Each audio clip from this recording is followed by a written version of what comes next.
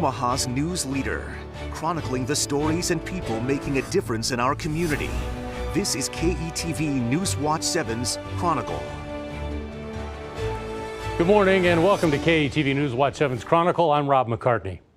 For years now, schools across the country have fought to find and keep teachers.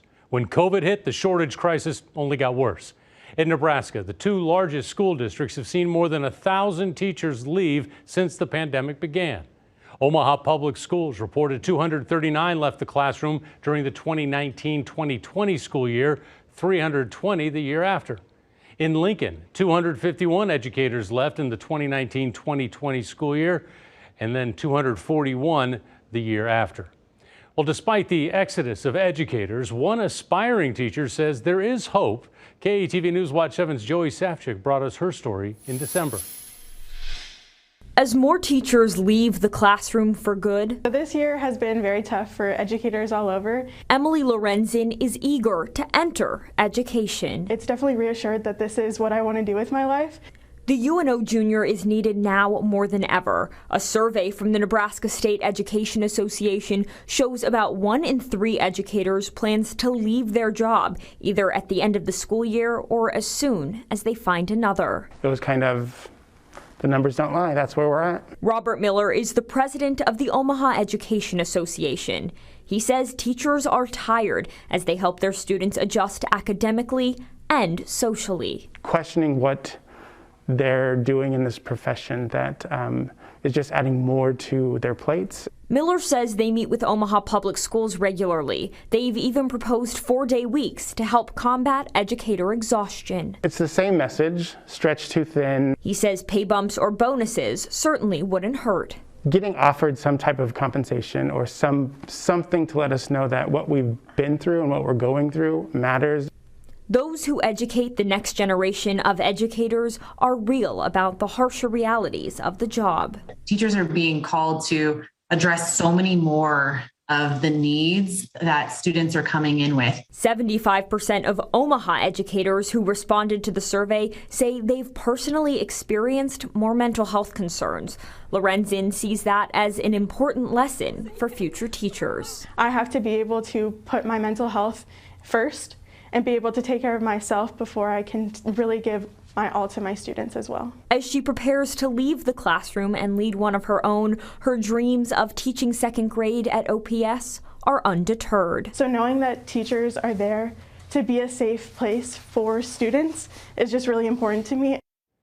Joey Safchik reporting. One state senator hopes new legislation could help keep teachers in the classroom by offering them retention payments. The bill would draw money from the state's stock of federal relief funds.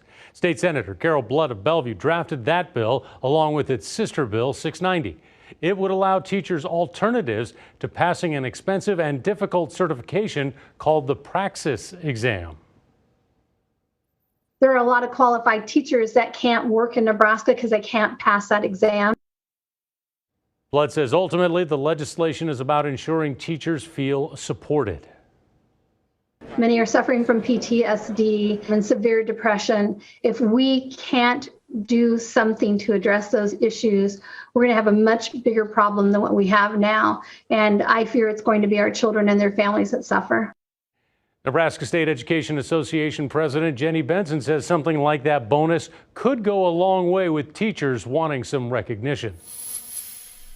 You know, at this point, anything will help. And that's what, I'm kind of like, is it enough? Never enough. It's never enough to say thank you and to say, come on, we're going to get through this.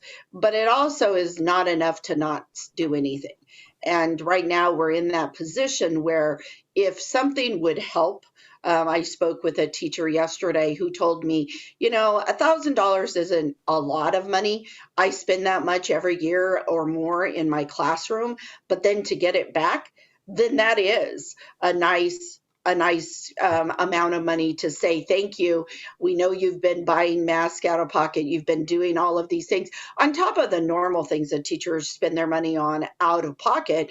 You add all of these extras, and it's just a way to say to staff, and not just the teachers, but to the staff. So if you are, a para, $1,000 is much different. And we don't know the exact amounts. We had, when we testified, we said $1,000, but it could be more than that, and that's okay. We have $1 billion that has been given to us by the federal government in the sense of using it for recovery. You know, along the lines of recruiting teachers, there has been some discussion about maybe fast tracking getting teachers into classrooms, maybe cutting some red tape. Would you support that? And is there a concern about quality of educators?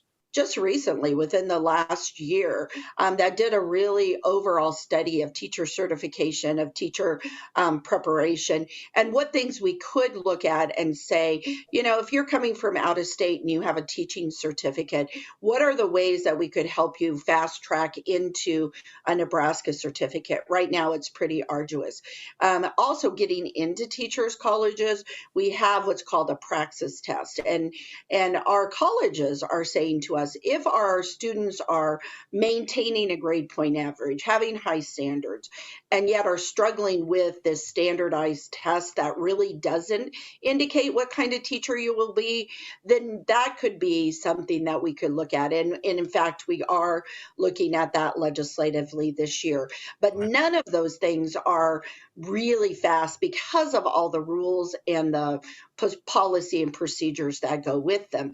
So when we did our teachers study, the summit, we kind of looked at what's critical and what are the barriers, and how then can we make those get closer together so that we can get some faster solutions to that. The survey is showing that 1 in about 3 educators plan to leave the classroom ASAP or at the end of the school year. How much of that is just frustration with the situation now, or do you think the number will really be that high? Well, from the phone calls I get with teachers that are, and school counselors, not just teachers, nurses, everybody that works in the school system. You know, I was at a conference and I got a phone call from a teacher that was like, I'm resigning tomorrow. And this was in, you know, the fall. And I'm like, whoa. Let's chat about this. Let's see what we can do to help you. But she was a relatively new teacher. And you have to kind of look at what is the family situation, what are all the pressures that are coming around. And I will tell you that the things that were happening before COVID with our students, with our families, with education in general, have just been multiplied. All right. So you think that is not an inflated number? You think that's a real possibility? It's a real possibility. I know people who have left at semester, and I have people who are calling me now saying they're going to leave at the end of this year if something doesn't change. Substitutes also at a premium. How do you convince people to come back into this stressful situation? Well, I would convince the people who write the nasty comments on the Facebook posts and the different things to just join right in and go in and get your local sub certificate, and then, you know, see what it's really like in a school. But I also want people to understand that covering classes and doing just getting by, that's not good enough. You know, and our teachers are also frustrated because they feel like they're not doing good enough. So what is the NSCA doing to help teachers with their mental health? I mean, that seems to be kind of the overriding issue here, right? Yeah, so we're really working with the school administrators and the school boards, and really trying to say to folks when we're hearing these things, and that, you know, these are real things, and it's really real when you say, gosh, I'm really struggling, but I can't even take a day off, because if you know anyone who's a teacher, getting ready for a sub is more work than, you know, going to school. But now it's like you're burdening your colleagues, and so you have that guilt as well. And so we also are working with our Educator Health Alliance to provide services. We if they are on our PPO plan, there's $0 cost to go and get that counseling.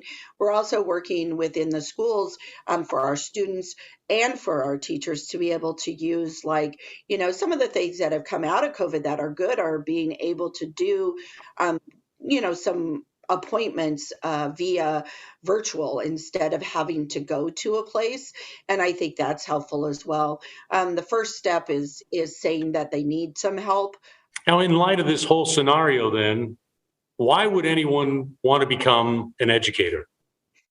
You know, I hear that from folks quite frequently. And as my daughter is with 4 kids is going to school to become an educator, she was a Head Start teacher with an associate's. And this mom is like, you need to keep going and do this, because I believe she will be a fabulous teacher. And I believe it is the best profession in the world. I just think we're in a time right now that everyone, no matter what your profession is, that's adding some sort of stress, your family situation. And I think that we are working with what we call Educators Rising, which is a high school program, because if you've been a kid that wanted to be a teacher your whole life, or if you haven't, then you also need to look at our students. Our students need to see more people like themselves, teachers of color in the classroom. And we need to just work very hard at working with our college students going into the profession as well, because their experience has been much different, whether or not they could go in for a practicum or a student teaching. And so I think we've really been looking at those kind of things. And still to come, not all districts are facing that shortage situation. We'll hear why. And with teachers in high demand, what happens when they fall sick? Coming up, a look at the lack of substitute teachers and how current subs are picking up the slack. You're watching KETV News Watch 7's Chronicle.